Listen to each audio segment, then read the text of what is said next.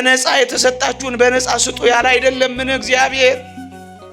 የጸሎት ነጋዴዎች፣ የመቁጠሪያ ነጋዴዎች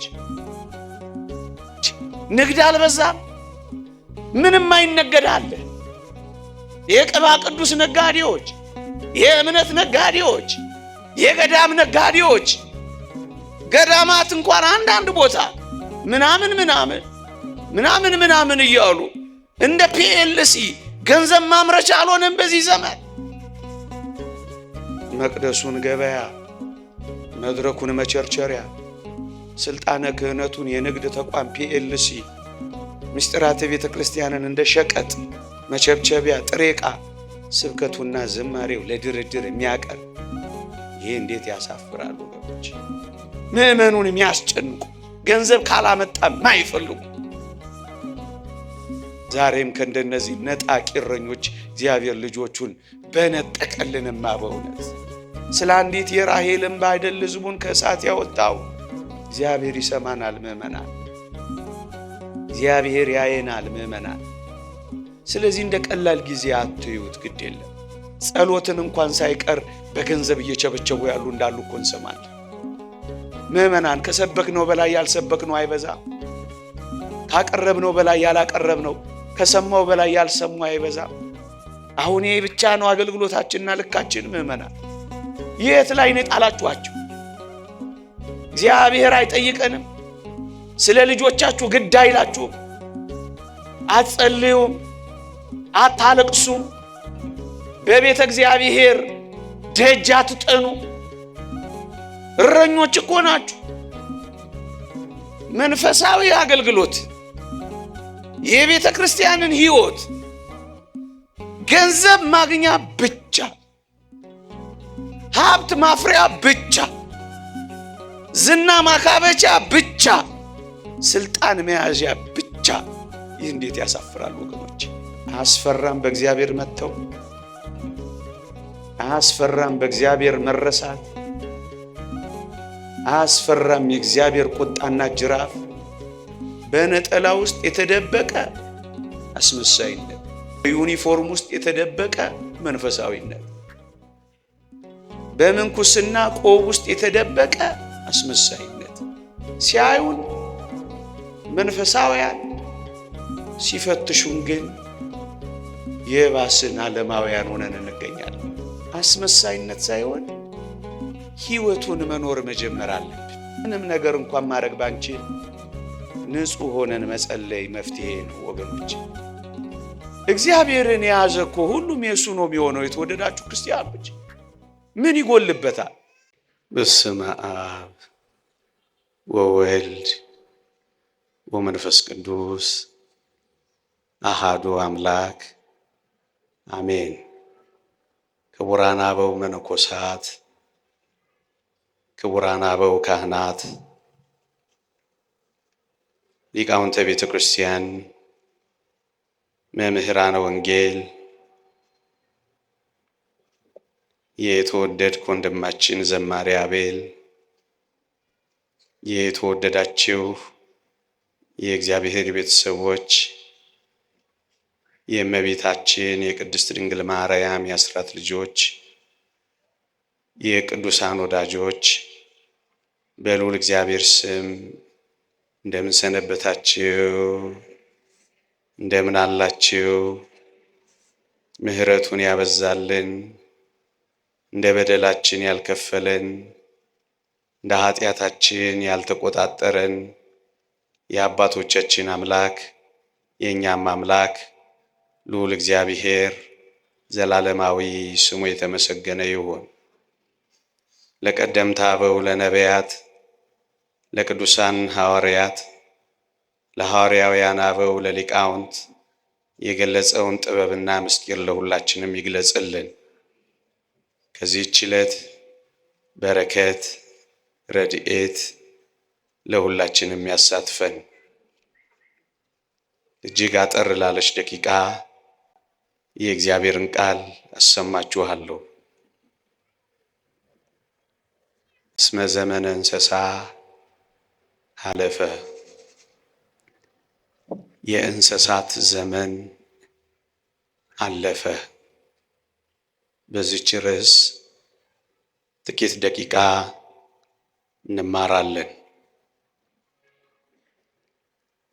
ይህ ሳምንት ጌታችን መድኃኒታችን ኢየሱስ ክርስቶስ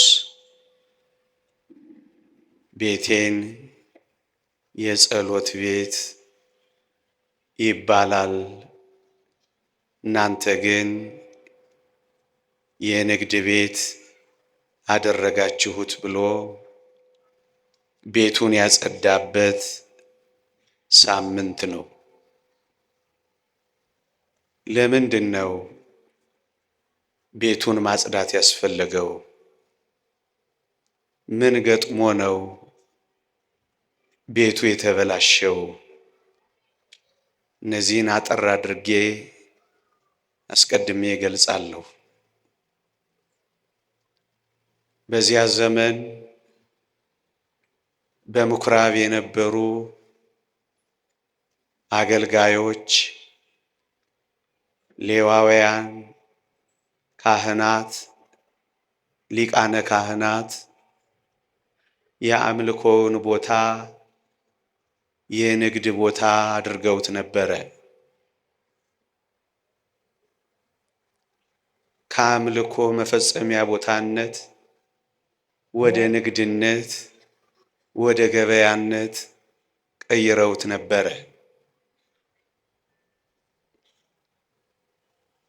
ከሩቅ አገር መስዋዕት ሊሰዉ የሚመጡ፣ መስዋዕት ለማቅረብ የተጉ ብዙ ሰዎች ለኃጢአት ስርየታቸው ላም፣ በግ፣ ፍየል ይዘው ይመጣሉ እና ምን ያደርጋሉ? ልክ እዛ መቅደስ ውስጥ ሲደርስ እዚያ ምኩራብ መስዋዕቶቹ ሲደርሱ እነዚህ አገልጋዮች መስዋዕቱን ይዘው የመጡትን ሰዎች እነዚህ ከስተዋል፣ እነዚህ ገርጥተዋል፣ እነዚህ መንምነዋል፣ አንቀበላችሁም ይሏቸዋል። ብቻ ምን አለፋችሁ በመንገድ ላይ ከለፉት በላይ በዚያች በቤተ መቅደስ በጸሎት ቤት በምኩራባ ያንገላቷቸዋል። ከአራዊት ጠብቀው ታግለው ያመጧቸውን መስዋዕቶች እዚያ የጸሎት ቦታ ላይ ያሉ አራዊቶች፣ ቅድም ያልኳችሁ ነጋዴዎች ይበሉባቸዋል። ሌባ እንዳይነጥቃቸው እጅግ በጣም ተጠንቅቀው ለመስዋዕት ያመጧቸውን ምኩራብ ውስጥ ቤተ መቅደስ ውስጥ ያሉ ሌቦች ደግሞ እንደገና ይዘርፏቸዋል።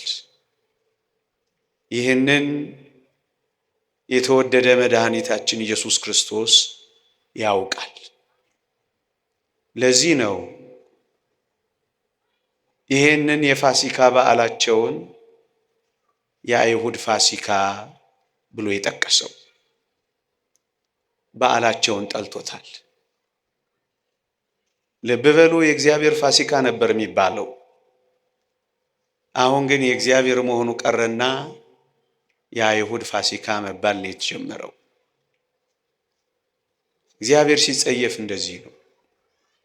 ምዕመናን፣ እግዚአብሔር ጾማችንን፣ እግዚአብሔር ጸሎታችንን፣ እግዚአብሔር በዓላችንን፣ እግዚአብሔር መቅደሳችንን፣ እግዚአብሔር አገልግሎታችንን እንዳይጸየፈው ያስፈራል። ምዕመናን፣ እግዚአብሔር የኔ ነው ይላል። እንጃ በዚህ ዘመን ያለንን አገልግሎት እግዚአብሔር የኔ ነው ይለዋል? እኔ የእግዚአብሔር አገልጋይ ነኝ? አሁን እኛ መንፈሳዊ ጾም እግዚአብሔር የሚቀበለው እንጾማለን። እኔ የመረጥኩት ጾም ነው ይለናል። እንደዛ በጸጥታ ፈተሻችሁ ታውቃላችሁ? የኔ ጾም፣ የኔ በዓል፣ የኔ አገልግሎት፣ የኔ መቅደስ፣ የኔ ይለዋል። በዚህ ምክንያት እግዚአብሔር በዓላቸውንም አገልግሎታቸውንም ተጸይፎታል። ለምን እግዚአብሔር ተጸየፈው? የእግዚአብሔርን ሥራ ስላቃለሉ፣ የእግዚአብሔርን ቤት አገልግሎት ስለናቁ፣ እንደውም ከዛ አልፈው ለጥቅማቸው ብቻ ስላደረኩት እግዚአብሔር ተጸየፈ። እግዚአብሔር ናቀ። እግዚአብሔር ጠላው። እንደውም በመጥላት በመናቅ በመጸየፍ ብቻ አይደለም፣ ጅራፍም ጭምር አስነሳ፣ ቁጣም ጭምር ጨመረበት፣ ተግሳጽም ጭምር ተከተለው። ወዳጄ እያችሁ እግዚአብሔርን ስንንቀው ይንቀናል። የኔ አይደለም ይላል፣ ይተወዋል። እግዚአብሔር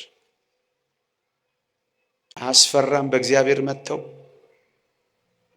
አያስፈራም? በእግዚአብሔር መረሳት አያስፈራም? የእግዚአብሔር ቁጣና ጅራፍ። እንደሱ ነው የሆኑት እኮ አይሁድ። ይሄን ስራቸውን ያውቀዋል። ምን ያደርጋሉ? የከሱትን ይቀበሉና እኛ ያሰባናቸው ስላሉ እነሱን እንድንሰጣችሁ በልዋጩ ገንዘብ ደግሞ ጨምሩ እያሉ ደንበኛ ንግድ ይዘው ነበር። ደንበኛ ንግድ። ለዛ ነው ቤቴን የንግድ ቤት የወንበዴዎች ዋሻ አደረጋችኋት ያሉ ምዕመናን። ለዚህ ነው እግዚአብሔር የጠላው። ለምን ግን እንደዚህ ሆኑ? ለምን አምልኮቱን ወደ ንግድነት ቀየሩ?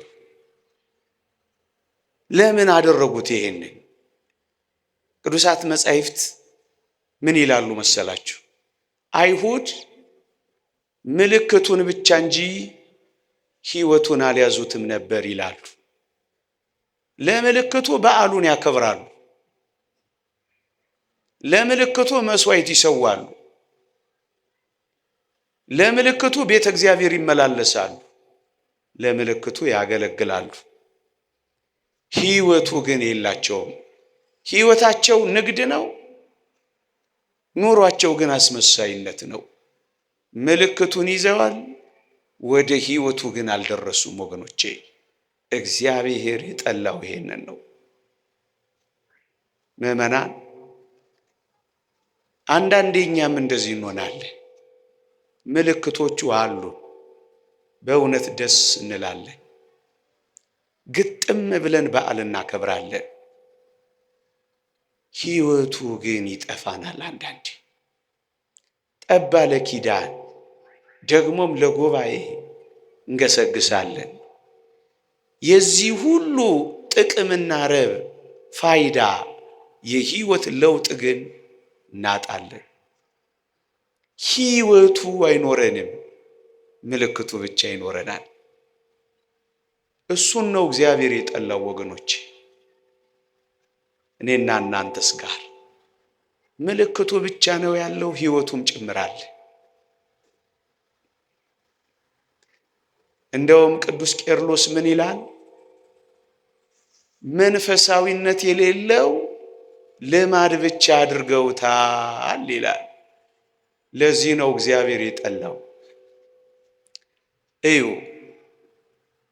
ካህናቱ የነቢያቱን ትምህርት አንቀበል ብለዋል።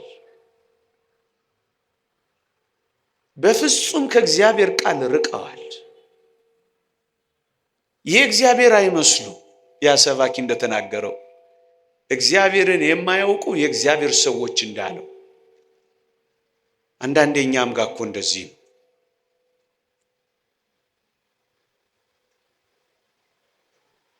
እንዴት ያስፈራል መሰላችሁ?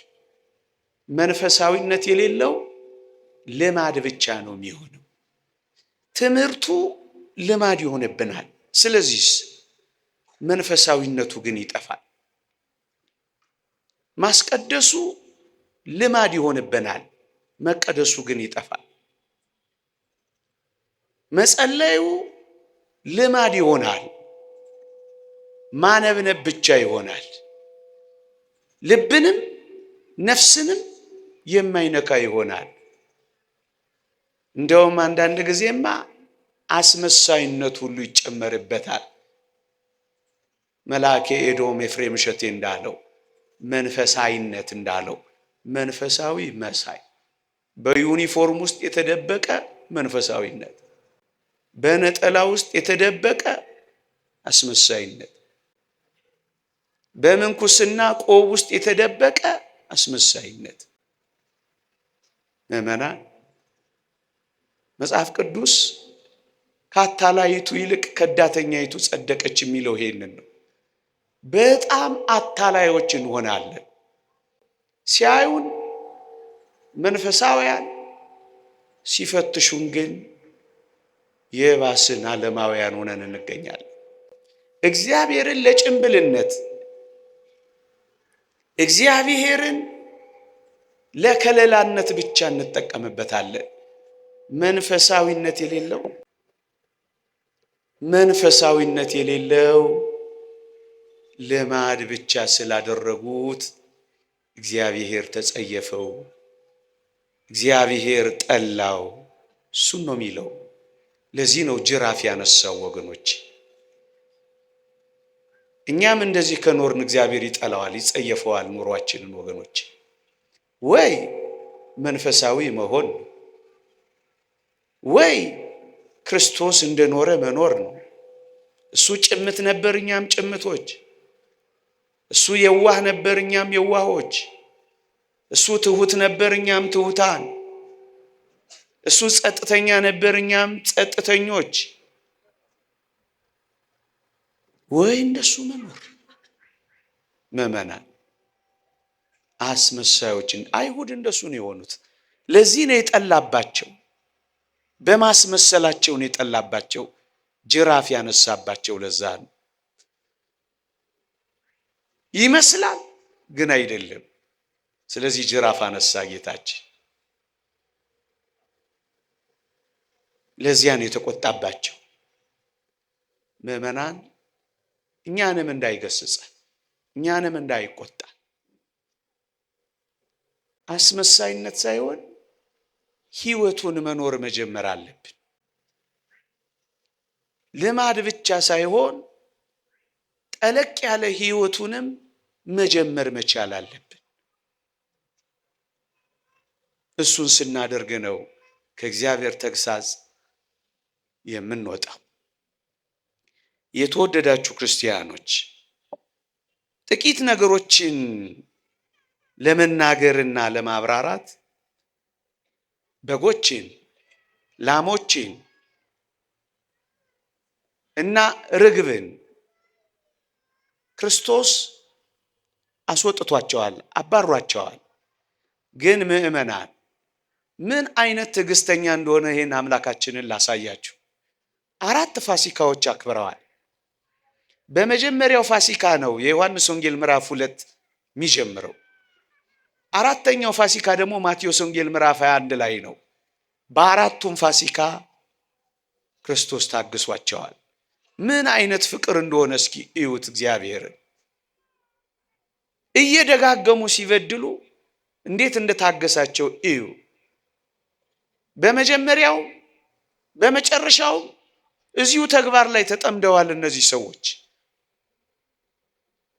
ምንም ለውጥ ለማሳየት እንኳን አልፈለጉ። ለዚህ ነው ተግሳጹን ያመጣባቸው። ወገኖቼ፣ አንዳንዴ እኛም እንደዚሁ እንሆናለን። ለከርሞ ያው፣ አምናም ያው፣ ዘንድሮም ያው፣ የሚቀጥለውም ያው፣ ለውጥ የሌለው። ያኔ ነው ጅራፍ ያነሳው፣ ያኔ ነው የምር የገሰጸው። አንድ ሁለተኛ፣ በጣም የሚደንቃችሁ ሰዎቹን አይደለም ያባረረው፣ መስዋዕቱን፣ ለመስዋዕት የሚቀርቡትን ነው ያባረረው ክርስቶስ። ለምን ካላችሁኝ፣ ዋናው ማሳየት ማስተማር የፈለገው ርዕሴ ላይ ነው ማርፈው። እስመ ዘመነ እንስሳ አለፈ። የእንስሳት ዘመን አለፈ። አሁን የሚሰዋ በሬ፣ አሁን የሚታረድ በግ አይደለም። ነዋ በግዑ ዘእግዚአብሔር ዘያትቱ ያሴስል ኃጢአተ ዓለም። የዓለምን ኃጢአት የሚያስተሰርይ በግ ስለመጣ በጎች ምን ያደርጋሉ? መልእክቱ እሱ ነበር። የላሞችና የጊደሮች ደም ጊዜያዊ ስርየትን ስጋን ከመቀደስ ያላለፉ እነዚህ መስዋዕቶች ምን ያደርጋሉ? አሁን ግን ስጋንም ነፍስንም ሕሊናንም ጭምር የሚቀድስ እውነተኛ መስዋዕት በግ ስለመጣ እነዚህ በጎች፣ እነዚህ ላሞች፣ እነዚህ ፍሪዳዎች ምን ያደርጋሉ? ጭብጡና መልእክቱ ግን እሱ ነበር። አልገባቸውም እንጂ ቅዱስ ጳውሎስ የኋለኛውን ሊሽር ሁለተኛውን ሊያቆም የኋለኛውን ይሽራል ይላል። አሁን ጌታችን አዲስ ቤተ መቅደስ አንጽቶ ሊሰጣት ነው ለአዲስ ኪዳኗ ቤተ ክርስቲያን። ስለዚህ ቤቱን ያጸዳው። ቤቱ አያስፈልግም አላለም እንዳንዳንዶች። ቤቱንም አፍርሱት መቅደስ አያስፈልግም አላለም እንዳንዳንዶች። መቅደሱን አነጻ፣ ገበታውን ገለበጠ፣ መስዋዕቱን አባረረ። ወዳጄ የተሻረ አለ። መስዋዕቱ በክርስቶስ ደም በክርስቶስ ስጋ መስዋዕቱ ተተክቷል።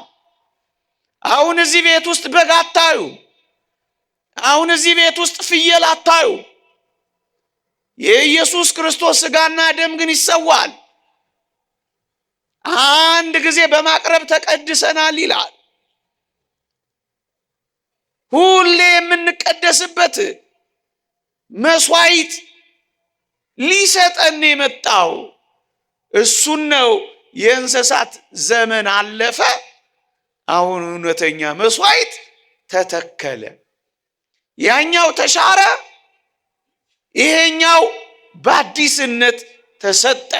እሱን ነው የሚያመለክተው። ያባረራቸው ለዛ ነው፣ ያስወጣቸው ለዛ ነው። ቤተ መቅደሱን ግን የአሕዛብ የጸሎት ቤት ትሆናለች ነው ያለው። ቤተ መቅደሱ ውስጥ ባለው ቤተ መቅደስ ነው ይሄንን ያነጸው። ወገኖቼ የወርቁንስ ገበታ ምን አስገለበጠው ካላችሁኝ፣ አንድ እግዚአብሔር ቃል አንብብላችሁ እንዲህ ይላል።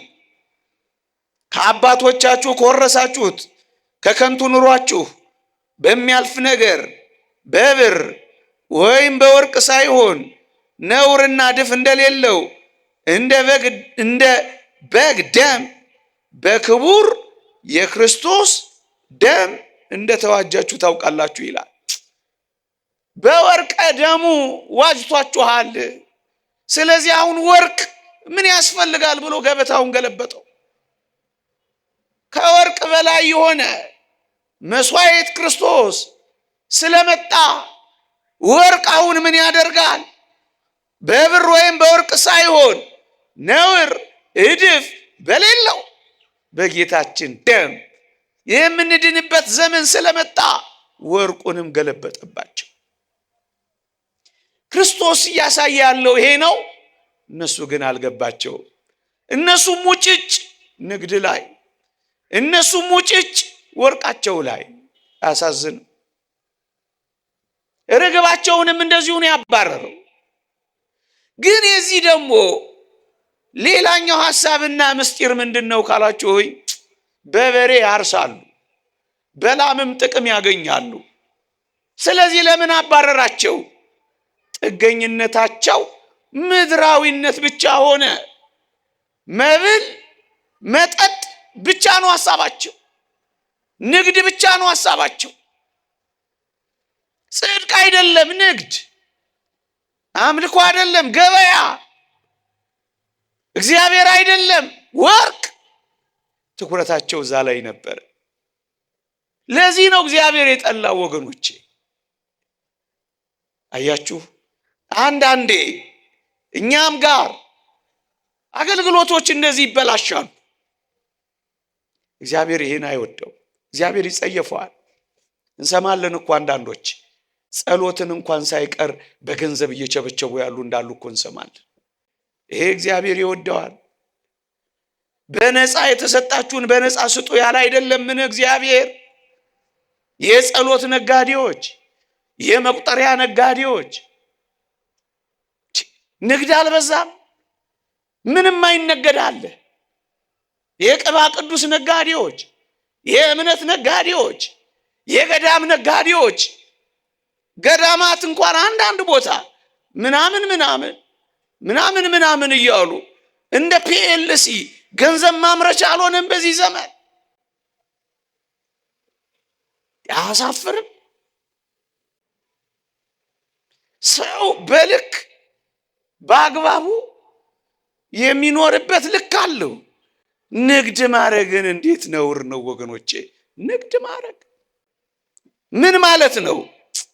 መንፈሳዊ አገልግሎት የቤተ ክርስቲያንን ሕይወት ገንዘብ ማግኛ ብቻ፣ ሀብት ማፍሪያ ብቻ፣ ዝና ማካበቻ ብቻ፣ ስልጣን መያዣ ብቻ። ይህ እንዴት ያሳፍራል ወገኖች! በቃ ስጋዊ ጥቅም ብቻ። ይሄን እግዚአብሔር እንዴት አያስቀጣንም? ይሄ በዚህ ዘመን ወገኖች፣ እኔ ዝርዝሩን አልዘረዝር እናንተንም በመዘርዘር አላደክምም፣ ግን ያሳፍራል። ጥቅም እስካልተገኘበት ድረስ ማገልገል የማይፈልግ ከሆነ ይህ ምንኛ ጅራፍ ያስነሳል። የተወደደ መድኃኒታችን እንዴት እንዳገለገል አልሰማችሁ?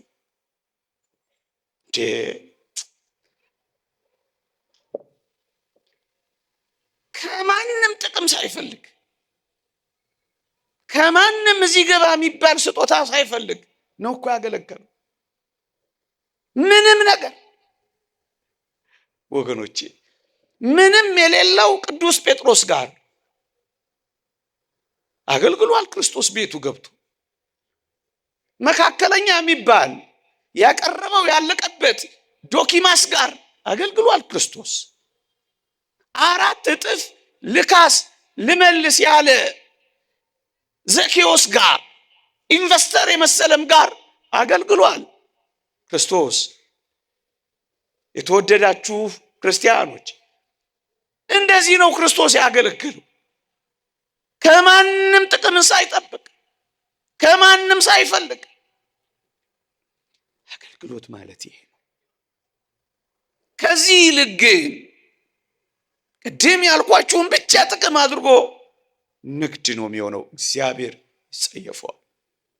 ምን ያህል ባገኘ ነው ብሎ አስልቶ ሂሳብ ሰርቶ መኖር፣ ይሄ ከአገልግሎት የሚጠበቅ አይደለም። እሱን ነው የሚለው።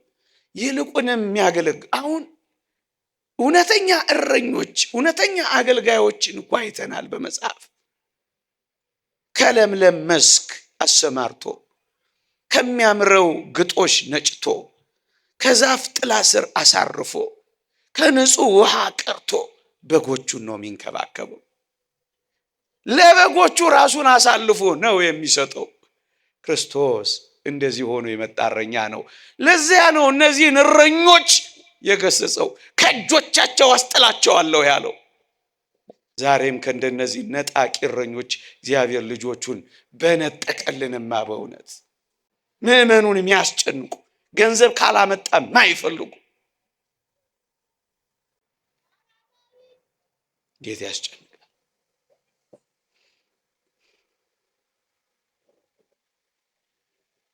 እንዴ! አንዳንዴ ይቀየራል። በእኛም ዘመን ጅራፍ እንዳይመጣ ያስፈራል። አገልግሎትን ከጥቅም ጋር ብቻ ሲያያዝ ያስፈራል። ጥቅም ካላገኘ ማያገለግል፣ በነፃ የሚሰጠው ነገር የሌለ፣ መቅደሱን ገበያ፣ መድረኩን መቸርቸሪያ፣ ስልጣነ ክህነቱን የንግድ ተቋም ፒኤልሲ፣ ምስጢራተ ቤተ ክርስቲያንን እንደ ሸቀጥ መቸብቸቢያ ጥሬ ዕቃ፣ ስብከቱና ዝማሬው ለድርድር የሚያቀርብ፣ ይሄ እንዴት ያሳፍራል ወገኖች! ይሄንን ነው እግዚአብሔር የሚጠላው የሚገስጸው፣ ጅራፍ አንስቶ የሚገርፈው። ያውን በስሱ ያውን በስሱ ያውን በስሱ ሳልጨክን ነው ያወራሁት። በፕሮቶኮል የቤት ቅናት ይበላኛል ብሎ በሙሉ ነው ጠርጎ ያስወጣው። ወገኖች ምዕመናን፣ ዛሬ የቤቱ ቅናት ሊያቃጥለን ይገባል። ምክንያቱም እዚህ ካለነው በላይ እደጅ ያለው በግ ይበልጣል። ከተረፈው በግ ይልቅ የዓለም አውሬ የበላው በግ ይበልጣል። ይሄ ምንኛ ያቃጥላል! ይሄ ምንኛ ይነዳል! ምዕመናን፣ እናንተስ ያቃጥላችኋል? ይነዳችኋል እንዴ? ማህሌት ውስጥ ሳይሆን ናይት ክለብ ውስጥ ያለው ይነዳችኋል? ዕጣን የሚያጨሰው ሳይሆን እዚያ አሽሽ የሚያጨሰው ይነዳችኋል? እኛ ጋር የሚመጣው ሳይሆን አሁን በቀደም እዚህ የሆነ ቀን በዚህ በቦሌ ሳልፍ ነበር። እዚህ በሚሊኒየም አዳራሽ ገና አንድ ፍሬ ሕፃናት ልጆች ናቸው፣ ይጎርፋሉ። ምንድነው አልኩ። ለካ ሌሊቱ ሙሉ ሊጨፍሩ ነው። አያሳዝኑ? እንዴት ያሳዝኑ! ከስተዋል፣ ጠውልገዋል፣ ጠቁረዋል። ከንፈሮቻቸው፣ አይኖቻቸው እንቅልፍ ካጡ በጣም ብዙ ጊዜያቸው እንደሆነ ያሳውቃል። አንጀታቸው ጥብቅ ብሏል። ሱሪያቸው በመከራ ነው እነሱ ጋር ያለው። ቆሜ እያየሁ አዘንኩላቸው። ይሄ ያቃጥላችኋል? ምዕመናን፣ ከሰበክነው በላይ ያልሰበክነው አይበዛም? ካቀረብነው በላይ ያላቀረብነው፣ ከሰማው በላይ ያልሰማው አይበዛም? አሁን ይሄ ብቻ ነው አገልግሎታችንና ልካችን? ምዕመናን፣ አሁን እግዚአብሔር ልጆቼን ጠብቃችኋለሁ ይለናል። ወላጆችስ እረኞች እኮ ናችሁ። ልጆቻችሁን ጠብቃችኋል። ወደ ጌታችን አምጥታችኋቸዋል። ይሄንን ዕጣን አሸትቷቸዋል። እነዚህን ቅዱሳት መጻሕፍት ነው እንዲገልጡ የሚያደርጓቸው። የት ላይ ነው የጣላችኋቸው? እግዚአብሔር አይጠይቀንም? ስለ ልጆቻችሁ ግድ አይላችሁም? አትጸልዩም? አታለቅሱም? በቤተ እግዚአብሔር ደጅ አትጠኑም? እረኞች እኮ ናችሁ። እናንተ መምህራንስ ደግ ነገር ይማራል የምታስተምሩት ልጅ? እውነት እግዚአብሔርን ይፈራል? እዚያ አስኳላ ያለው መምህርስ እውነት መምህር ነው ያስተምራል? አይቆጫችሁም? ደግ ያልሆነ ነገር የሚያስተምር ነገር ሲፈጠር አይነዳችሁም? አያቃጥላችሁም? የእግዚአብሔር ቤት የልጆቹ ቅናት አይዛችሁ? እናንተ ሕዝብንስ የምታስተዳድሩ ትንሽ አያቃጥላችሁ? የሚንከራተት ሕዝብ ስታዩ፣ ኑሮ የከበደው እንደ ቀንበር የሰበረው ሕዝብ ስታዩ ትንሽ አያሳዝናችሁ? የሚበላው አጥቶ ኩርምት ብሎ የሚያድር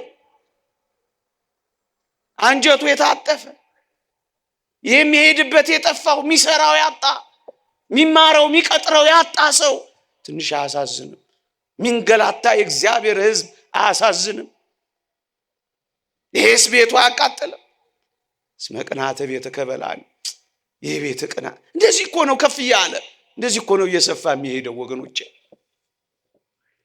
ምዕመናን፣ በዚህ ዘመንስ እንደ እውነት እንነጋገር ከተባለ ሌላ የቤቱ ቅናት የሚበላን የለም። ብዙ የክርስቶስ ማደሪያዎች የሆኑ በተለይ በዚህ ዘመን ኦርቶዶክሳውያን ስለሆኑ ብቻ ደማቸውስ የሚፈስ የለም። እረኝነት ወጥተው እንኳን አይደለም በጎቹ ተመልሰው እረኛ የሆነው ሕፃን እዛ ሜዳ እንደቀረ ስትሰሙ አሁን ሰላም ነው የምትኖሩት? አያሳዝንም? የልጆቹ ቅናት አይበላችሁ? ከቤት ወጥተው ደጅም በቀደም አንድ ሰው አግኝቻለሁ። አንድ ሀገር ሄጄ ከቤታችን ወጥተን ጫካ ማደር ከጀመርን 4 ዓመታችን ነው አለኝ። እንግዲህ እዛ ሀገር ነዋሪ ነው፣ ሌላ ቦታ ተሰዶ መጥቶ መኖር ያልቻሉስ የቤቱ ቅናት አይበላንም? መቼ ነው የምር የእውነት እኔና እናንተ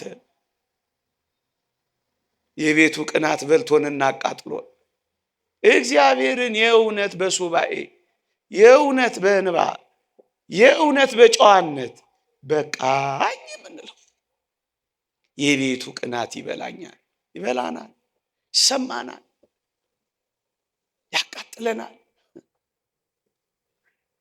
እንደ ሙሴ እንደ እረኛው ሙሴ ምንድን ነበር ያደረገው? እረኛው ሙሴ ይህ ሕዝብ ከሚጠፋ ከሕይወት መጽሐፍ እኔ ልጥፋ ነዋ ያለው ሙሴ። እንዲህ አይነት እረኞች ያስፈልጉናል። ከመንጋው ፊት የሚበሉ እረኞች ያስፈልጉናል። ስለ በጋቸው የሚሰዉ እረኞች በዚህ ዘመን ያስነሳልን እግዚአብሔር ያስፈልገናል። ያላቸውን የሚተዉ ስለ መንጋው የሚኖሩ በመንጋው የሚኖሩ ሳይሆን ስለ መንጋው የሚኖሩ እንደነዚህ አይነት እረኞች ያስፈልጉናል። ሙሴ እንደሱ ነው ያለው። ይህን ሕዝብ ከምታጠፋ ከሕይወት መጽሐፍ እኔ በፈርዖን ቤት ካለው ቅምጥልነት ይልቅ በግብፅ በፈርዖን ቤት ካለው ጊዜያዊ ተድላ ደስታ ይልቅ በበረሃ ከሕዝቡ ጋር መንከራተትን የመረጠ ድሎትን ምቾትን የናቀ እረኛ ሙሴ አይደለም? ደስ እኮ ነው። የሕዝቡ ቅናት የበላው ሙሴ፣ ከሕዝቡ ጋር አብሮ በበረሃ የሚመላ ሙሴ እንደሱ ነው እረኝነት። እና ሰዓት እንዳልወስድ እንዲህ አይነት ዘመን ላይ የቤቱ ቅናት ሊበላል ምንም ነገር እንኳን ማድረግ ባንችል ንጹህ ሆነን መጸለይ መፍትሄ ነው ወገኖች።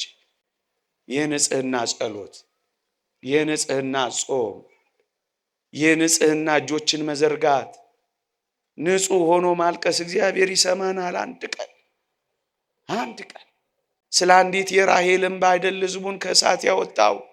እግዚአብሔር ይሰማናል ምዕመናን፣ እግዚአብሔር ያየናል ምዕመናን። ስለዚህ እንደ ቀላል ጊዜ አትዩት፣ ግድ የለም። ሌላውና ማስተላለፍ ያለብኝ ግን እንደው የቤቱ ቅናት ሊበላን የሚገባው አሁን ያልኳችሁን ብቻ አይደለም።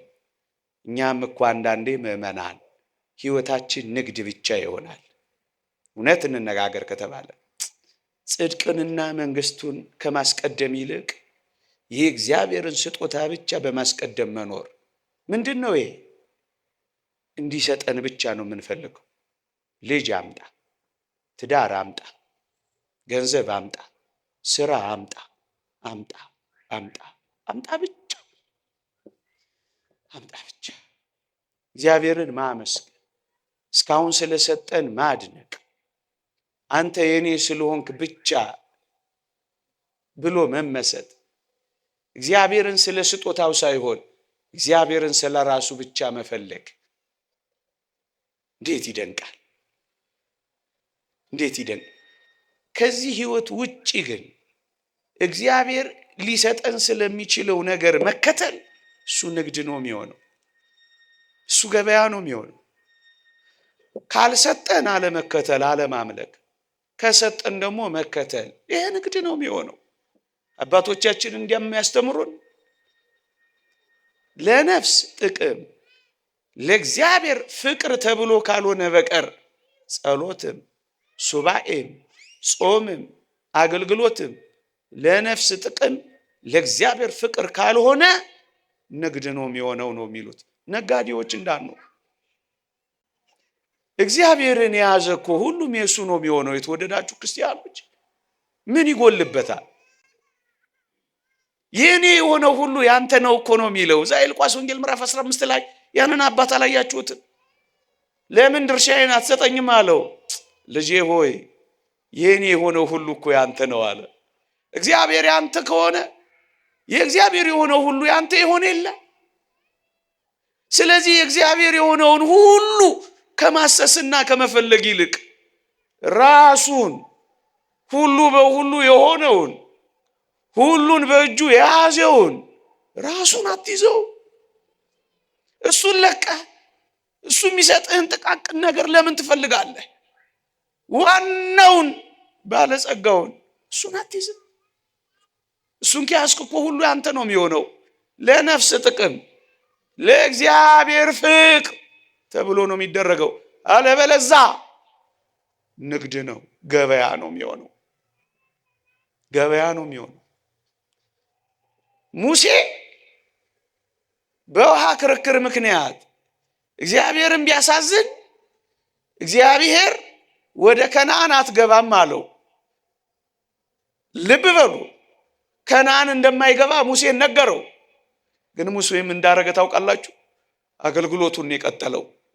ምክንያቱም ሙሴ እግዚአብሔርን የተከተለው ስለ ከነዓን አይደለም፣ ስለ ራሱ ስለ እግዚአብሔር ነው። ወዳጄ እግዚአብሔርን የምንከተለው ስለ ራሱ ስለ እግዚአብሔር ነው እንጂ ስለ ምንም ነገር አይደለም። ይልቅ ጸሎት፣ ይልቅ ሱባኤ፣ ይልቅ በየገዳማቱ መንከራተታችንን መዞር፣ የበቁ አባቶች ፍለጋ ዙረታችንን ለነፍስ ጥቅም ለእግዚአብሔር ፍቅር እናድርገው። አለበለዛ ለዕድሜ ማርዘሚያ፣ ለንብረቴ መጥቀሚያ፣ ለግዛቴ ማቅኛ፣ ለጠላቴ መጉጃ እያለ የምንጸልየው ጸሎት የምንይዘው ሱባኤ ንግድ ብቻ እንዳይሆን ያስፈራል። ስለዚህ የነፍስ ጥቅም የእግዚአብሔር ፍቅር ላይ ማተኮር፣ ከዚያ ሌላው ሁሉ ይመጣል፣ ይጨመራል። በቃኝ እስክትለው፣ አቁም እስክትለው፣ ያዘው እስክትለው ድረስ ያጎርፈዋል። መሸከም እስኪያቅት ድረስ ነቅንቆ ጠቅጥቆ ያሳቅፋል። ንግድ እንዳይሆን፣ ንግድ እንዳይሆን። ይህ የተሰጠን ሰውነትም በመንፈስ ቅዱስ ጸጋ ሀብት የሆነ የእግዚአብሔር ቤቱ ነን ይላል የእግዚአብሔር ቃል። ማደሪያው ነን እኛ። ይህን ማደሪያውን ሰውነታችንን የተወደዳችሁ ክርስቲያኖች የንግድ ቤት እንዳናደርገው፣ የመጣ የሄደ ሁሉ እንዳይሰማራበት። የእግዚአብሔር ማደሪያ ነው፣ የንጽህና ማረፊያ ነው። የርኩሰት ቤት እንዳና ይሄ ንግድ ነው የሚሆነው። ተግሳጽና ጅራፍ የሚያስነሳው ይሄ ነው። ቅድስናን ፍጹም እያደረግን ራሳችንን ከሚያረክሱ ነገሮች እንለይ እንዳለው ቅዱስ ጳውሎስ ቤቱ ነን። ቤቱ ከሆነ ምን እናድርግ? ንጹህ አድርገን እንጠብቀዋ። እግዚአብሔር የሚያርፍበት እናድርገዋ። ወዳጆቼ እግዚአብሔር በዚህ ሰውነት እንዲያርፍ ንጹህ ሆኖ መጠበቅ አለበት። ቤቴ ይለዋል። ቤቱ ነን አላለም ቅዱስ ጴጥሮስ? እሱ ደግሞ ቤቴ ይለዋል። እኔ በእርሱ እሱም በእኔ ያድራል እንዳለው እንዲያድርብን ምን እናድርግ? እናጽዳዋ፣ ንጹህ እናርገዋ። የአምልኮት ሕይወት መፈጸሚያ መንፈሳዊ ቤት ለመሆን እንሰራ። ያን ጊዜ እግዚአብሔር በዚህ ሰውነት ያድራላ።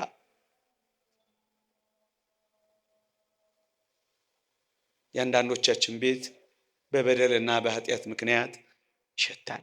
ይቅርታ ለቋንቋዬ ትንሽም ይከረፋል። ታዲያ ክርስቶስ በዚህ ቤት ያድራል። የአንዳንዶቻችን ቤት በክፋት፣ በምቀኝነት፣ በጥላቻ የአንዳንዶቻችን ቤት ትርምስምሱ ወጥቷል። እንኳን ሊያድርበት የሚረግጥበት መሬት እንኳን ያጣል።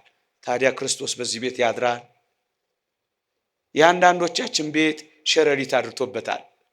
የአንዳንዶቻችን ቤት ተባዮች ሞልተውበታል።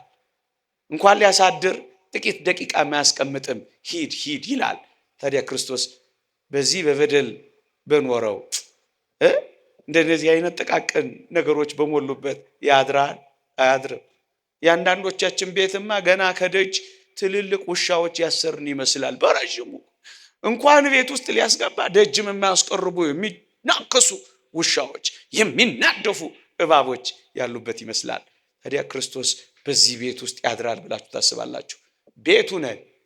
ቤቶቼ እንዲለን በእውነት በንስሐ ልናጸዳው ይገባል። ክርስቶስ ጅራፉን ከማንሳቱ በፊት እኔና እናንተ የንስሐን ጅራፍ አንስተን ቤታችንን ልናጸዳው ይገባል።